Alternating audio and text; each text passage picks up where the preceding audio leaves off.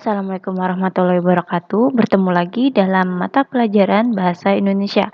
Nah, untuk pembelajaran kali ini kita akan belajar bersama-sama mengenai teks puisi. Apakah yang dimaksud dengan teks puisi? Puisi adalah jenis karya sastra yang berbentuk singkat berisi kata-kata indah yang digunakan penyair untuk mengekspresikan gagasan dan pikirannya. Nah, jadi ketika ada seseorang yang mengekspresikan gagasan melalui kata-kata yang indah, melalui pemilihan kata, pemilihan diksi, berarti karya sastra tersebut disebut sebagai teks puisi. Selanjutnya, kita akan belajar mengenai unsur pembangun teks puisi.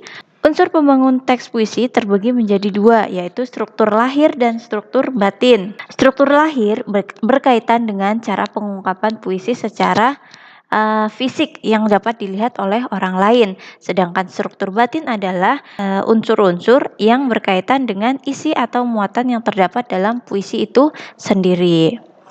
Yang pertama kita akan mempelajari tentang struktur batin. Ada tema atau dasar cerita dalam sebuah puisi, kemudian perasaan atau emosi penyair yang diekspresikan melalui puisi, yang ketiga nada dan suasana, dan yang keempat amanat. Jadi dalam struktur batin puisi terdapat 4 hal, yaitu tema, perasaan, nada dan suasana, dan satu lagi yaitu amanat. Amanat yaitu pesan yang disampaikan oleh penulis atau penyair kepada pembaca. Yang kedua, struktur lahir. Terdapat 5 unsur dalam struktur lahir puisi. Yang pertama, diksi atau pilihan kata. Diksi adalah pilihan kata yang tepat yang digunakan untuk mengungkapkan gagasan sehingga memperoleh efek-efek tertentu. Contoh, ketika seseorang sedang memandangi dengan tatapan yang tajam, itu kita bisa menggunakan kata-kata melotot. Nah, dengan menggunakan kata-kata tersebut, kita dapat menyampaikan emosi seperti apa yang sedang terjadi di dalam puisi tersebut. Yang kedua, imaji atau citraan. Imaji atau citraan adalah sesuatu yang dibayangkan dalam pikiran. Mengapa suatu puisi itu menggunakan imaji atau citraan? Puisi menggunakan imaji atau citraan agar pembaca dapat merasakan, seolah-olah merasakan sendiri apa yang sedang disampaikan oleh si penyair atau oleh si penulis. Tipografi adalah wujud perwajahan puisi melalui tata letak kata-katanya. Jadi ketika kita mungkin menggambarkan suatu kesedihan, puisi tersebut dapat kita susun menjadi gambar sebuah payung. Yang kedua, rima. Rima adalah pengulangan bunyi yang berselang. Majas atau gaya bahasa adalah penyampaian pesan menggunakan kata-kata kiasan. Contoh, wajahmu seperti rembulan. Nah, atau wajahmu bersari-sari seperti matahari. Setelah kita mempelajari tentang struktur puisi, yaitu struktur lahir dan struktur batin, kita selanjutnya akan mempelajari tentang jenis-jenis puisi. Jenis-jenis puisi terbagi menjadi puisi lama dan puisi modern. Puisi lama adalah puisi-puisi yang terikat akan aturan dalam penulisannya, sedangkan puisi modern adalah puisi-puisi yang tidak terikat oleh penulisan puisi tersebut. Adapun jenis puisi lama yang pertama yaitu mantra. Mantra adalah ucapan yang dianggap memiliki kekuatan gaib. Yang kedua, pantun. Pantun adalah puisi bersajak abe-abe yang terdiri dari 4 baris. Yang ketiga, karmina. Karmina adalah pantun kilat yang mempunyai ciri seperti pantun tetapi lebih singkat. Yang keempat yaitu gurindam. Gurindam adalah puisi yang terdiri dari 2 baris dalam 1 bait.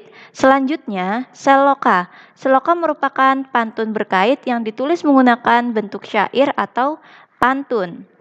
Yang keenam, syair. Syair adalah puisi yang terdiri dari 4 baris dalam 1 bait. Dan yang ketujuh adalah talibun. Talibun adalah pantun genap yang terdiri atas 8, 9, atau 10 baris dalam 1 bait. Jadi, baris-baris dalam 1 bait tersebut harus terdiri dari baris-baris dengan angka genap. Selanjutnya, Pembagian puisi modern salah satunya adalah balade, elegi, satire, queen, secret, septime, oktav, kuatrin, terzina, dan sebagainya. Selanjutnya, kita akan mempelajari tentang bagaimana cara membaca puisi yang baik. Nah, apabila kita akan membaca puisi, ada beberapa hal yang perlu diperhatikan saat akan membacakan sebuah puisi. Yang pertama, kita harus memperhatikan pelafalan. Pelafalan adalah suatu proses atau usaha untuk mengucapkan suatu bunyi, baik suku kata, kata frasa maupun kalimat yang sesuai dengan teks atau sesuai dengan apa yang akan kita sampaikan. Oleh karena itu, pelafalan bunyi A, B, C hingga Z itu harus jelas. Ketika kita menyebutkan kata bola, kita tidak boleh menyebutkan kata yang lain. Kita harus menyebutkan kata bola, bukan Dora. Beda ya. Yang kedua, intonasi dan tempo. Intonasi adalah penyajian tinggi rendah irama puisi yang dibacakan sehingga tidak monoton. Jadi, ketika membaca puisi tidak semuanya bernada rendah dan tidak semuanya bernada tinggi. Pembacaan puisi harus disesuaikan dengan teks puisi tersebut, dengan pesan-pesan yang disampaikan dalam puisi tersebut. Nah, adapun tempo, tempo adalah cepat lambatnya pengucapan suatu suku kata atau kalimat. Contoh, apabila dalam puisi tersebut puisinya menceritakan tentang seseorang yang sedang marah, kira-kira tempo apa yang sesuai untuk pembacaan puisi tersebut? Cepat. Nah, betul sekali. Apabila perasaan emosi yang sedang disampaikan dalam puisi tersebut marah, kita bisa menggunakan tempo yang cepat dan nada yang tinggi. Yang ketiga adalah sikap. Sikap pembaca dituntut untuk menguasai puisi yang akan dibacakan. Nah, sikapnya itu harus sesuai dengan puisi yang dibacakan oleh pembaca. Yang keempat, mimik dan gestur. Mimik dan gestur berkaitan dengan ekspresi wajah. Jadi, selain kita menggunakan intonasi dan tempo yang sesuai, kita juga harus berekspresi, harus mengeluarkan emosi-emosi yang hendak disampaikan dalam puisi tersebut. Selanjutnya, volume suara. Volume suara berkaitan dengan intonasi dan tempo. Volume suara yang harus dikeluarkan oleh seorang pembaca puisi itu harus disesuaikan dengan isi puisi tersebut. Apabila contoh tadi, ketika emosi yang disampaikan itu sedang marah menggunakan intonasi tinggi dan tempo yang cepat, volumenya juga harus lebih keras. Nah, berbeda dengan emosi-emosi yang sedih. Kita tidak bisa mengekspresikan emosi-emosi sedih dalam puisi menggunakan volume yang keras.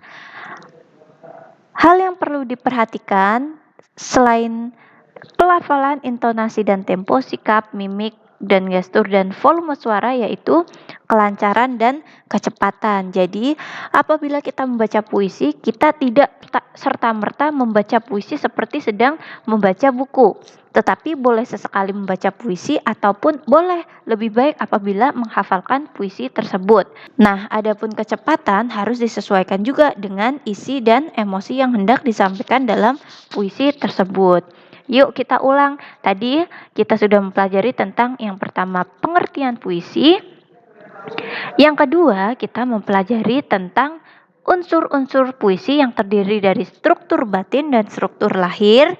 Dan yang ketiga kita mempelajari tentang jenis-jenis puisi. Untuk penutupnya kita mempelajari tentang hal-hal yang perlu diperhatikan dalam pembacaan sebuah teks puisi. Gambar di samping adalah gambar seorang sastrawan sekaligus seorang kiai yang sudah terkenal yaitu Gus Mus.